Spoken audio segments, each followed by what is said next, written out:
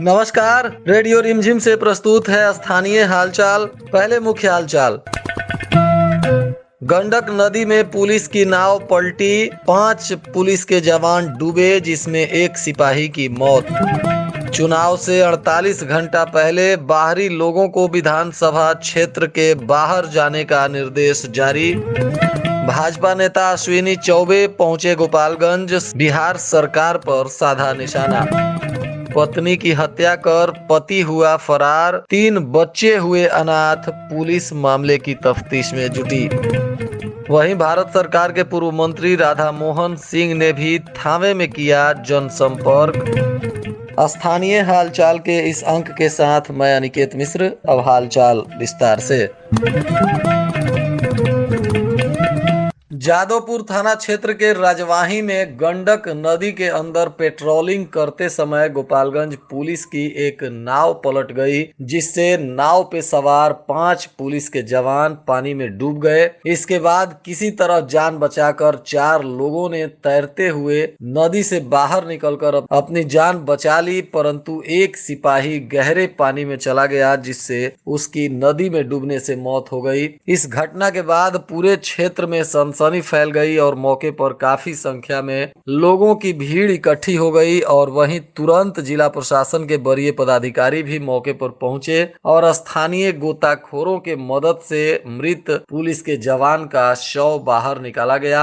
यह घटना सुबह 10:30 बजे के आसपास की बताई जा रही है, जब पुलिस के यह जवान गुप्त सूचना के आधार पर शराब तस्करों को पकड़ने के लिए नदी में पेट्रोलिंग करने निकले थे। इसी दौरान इनकी नाव गंडक नदी में पलट गई। इस घटना में मृत सिपाही का नाम राजेश कुमार बताया जा रहा है। वहीं पुलिस ने जवान के शव को बरामद करने के बाद सदर अस्पताल गोपालगंज में पोस्टमार्टम के लिए भेजा, जिसके बाद जिलाधिकारी और पुलिस अधीक्षक स्वयं भी सदर अस्पताल में पहुंचे और मृत जवान के शव को देखकर काफी मर्माहत हुए। जिसके बाद दोनों अधिकारियों ने गोपालगंज प्रशासन के वरीय पदाधिकारियों को निर्देशित किया है कि मृत जवान के शव को पूरे राजकीय सम्मान के साथ अंतिम विदाई दी जाएगी। साथ ही मृतक के परिजनों को भी इसकी सूचना दे दी गई, जिसके बाद मृतक के परिजन गोपालगंज पहुंच गए हैं और जवान के अंतिम विदाई को लेकर कानूनी प्रक्रिया पूरी की जा रही है।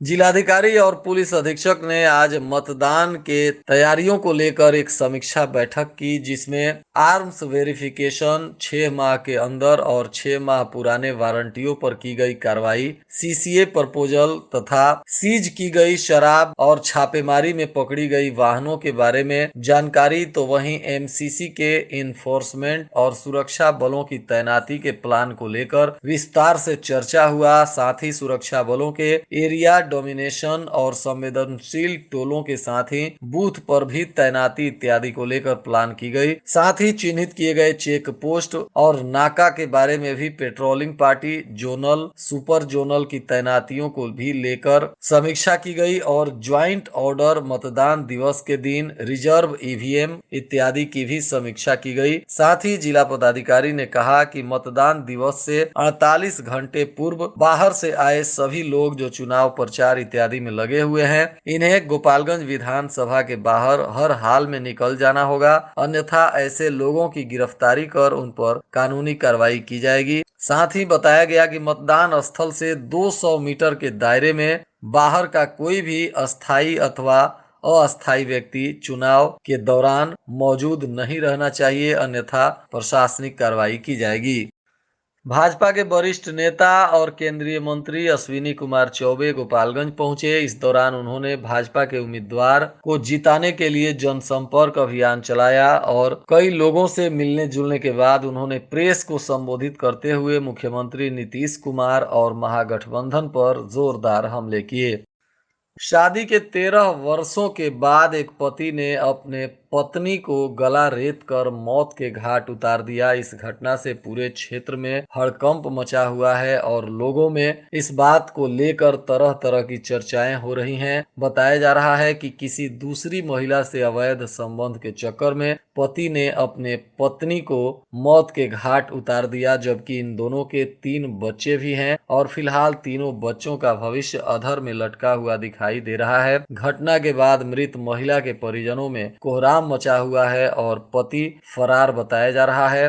प्राप्त जानकारी अनुसार उचका गांव थाना क्षेत्र के लुहसी गांव के रहने वाले राकेश गुप्ता का विवाह 13 वर्ष पहले भोरे थाना क्षेत्र के भरपटिया गांव की रहने वाली मुन्नी देवी के साथ हुआ था। इसी दौरान दोनों के 3 बच्चे भी हैं। बताया जा रहा है कि लगभग 6 वर्षों पहले से राकेश का किसी दूसरी जाति की एक महिला के साथ अवैध संबंध चल रहा था, जिसको लेकर पति पत्नी में लगातार झगड़े और विवाद हो रहे थे। इसी दौरान बड़वा धाम आश्रम के पास आरोपी पति का एक मकान का भी निर्माण कार्य चल रहा है, जहां रात्रि में पति पत्नी दोनों आए हुए थे और इसी दौरान इसी भवन पर ही सुबह इस महिला का लहूलुहान शव मिला, जिसके बाद पूरे क्षेत्र में सनसनी फैल गई और लोगों ने इसकी जानकारी पुलिस को दी तो पुलिस ने शव को कब्जे में लेकर पोस्टमार्टम के लिए सदर अस्पताल भेज दिया और मामले की तफ्तीश में जुट गई है। वहीं भारत सरकार के पूर्व कृषि मंत्री राधा मोहन सिंह भी और केंद्रीय मंत्री जनार्दन सिंह सिग्रीवाल तथा भाजपा के राष्ट्रीय संगठन महामंत्री भिंगू भाई दलतानिया भी थाने पहुंचे। इस दौरान उन्होंने जनसंपर्क अभियान करते हुए भाजपा उम्मीदवार को जिताने की अपील की और महागठबंधन के सभी नेताओं पर जोरदार हमले करते हुए नीतीश कुमार को बीजेपी के साथ धोखा करने का भी आरोप लगाया।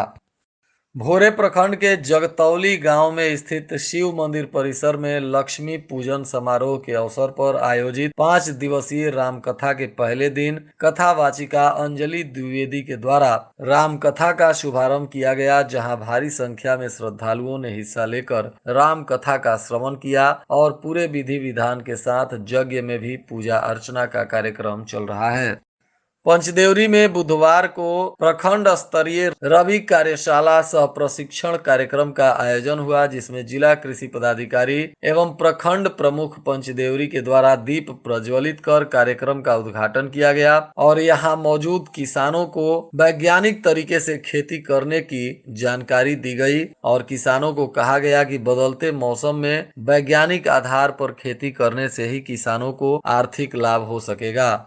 वहीं विजयपुर प्रखंड के किसान भी प्रशिक्षण केंद्र पर प्रखंड स्तरीय रवि कार्यशाला सह प्रशिक्षण कार्यक्रम के आयोजन में हिस्सा लिए और यहां भी किसानों को उन्नत तरीके से खेती करने की जानकारी दी गई।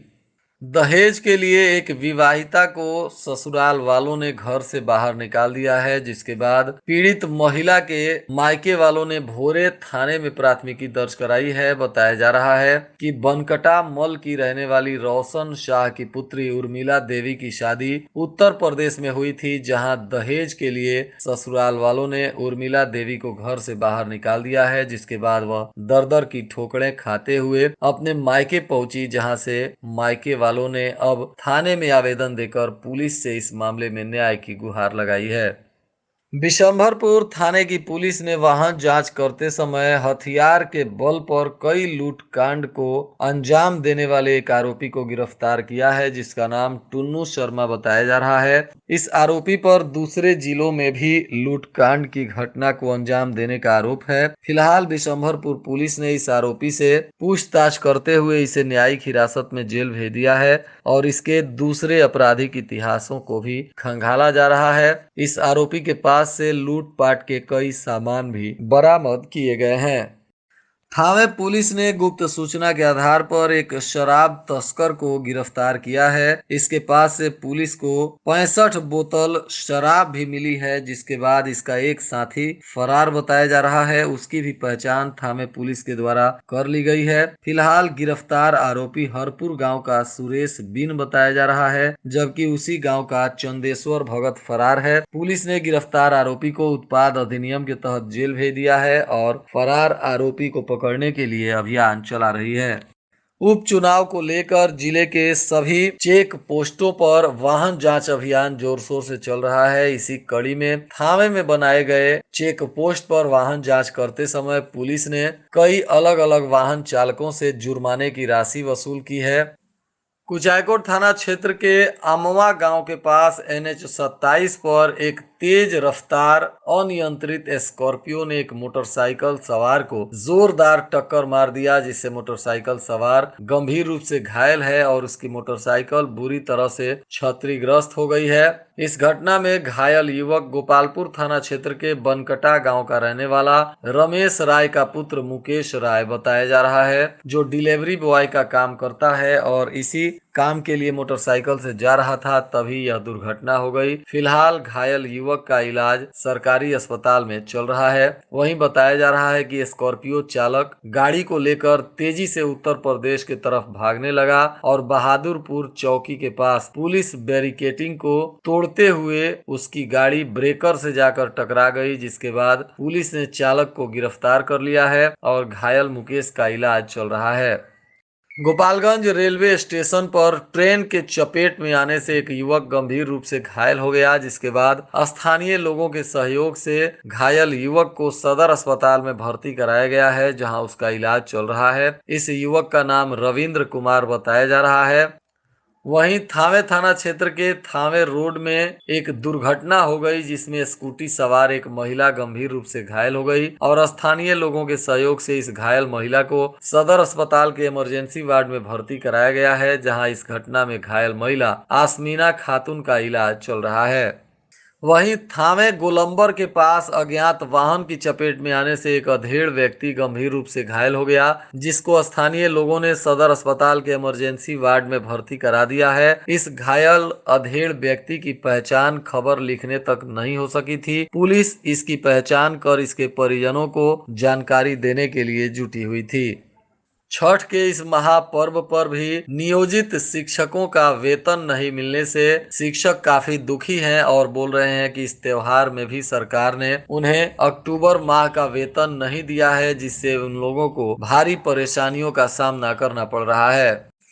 जदयू के प्रदेश अध्यक्ष उमेश सिंह कुशवाहा गोपालगंज पहुंचे। इस दौरान उन्होंने महागठबंधन के उम्मीदवार मोहन गुप्ता को भारी बहुमत से जिताने के लिए जनसंपर्क किया और बहुत सारे लोगों से मीटिंग भी की और मीटिंग करते हुए महागठबंधन के उम्मीदवार को जिताने की अपील की। इस दौरान जदयू के प्रदेश सचिव प्रमोद कुमार पटेल सहित जदयू के जिले के दर्जनों पदाधिकारी और कार्यकर्ता मौजूद रहे। और आज के मौसम का तापमान गोपालगंज में न्यूनतम 20 डिग्री सेल्सियस और अधिकतम 28 डिग्री सेल्सियस रहने की संभावना है। अंत में मुख्य हालचाल एक बार फिर। गंडक नदी में पुलिस की नाव पलटी, 5 पुलिस के जवान डूबे, जिसमें एक सिपाही की मौत। चुनाव से 48 घंटा पहले बाहरी लोगों को विधानसभा क्षेत्र के बाहर जाने का निर्देश जारी। भाजपा नेता अश्विनी चौबे पहुंचे गोपालगंज, बिहार सरकार पर साधा निशाना। पत्नी की हत्या कर पति हुआ फरार, 3 बच्चे हुए अनाथ, पुलिस मामले की तफ्तीश में जुटी। वहीं भारत सरकार के पूर्व मंत्री राधा मोहन सिंह ने भी थावे में किया जनसंपर्क। इसके साथ ही रेडियो रिमझिम से प्रसारित स्थानीय हालचाल का यह अंक समाप्त हुआ। नमस्कार।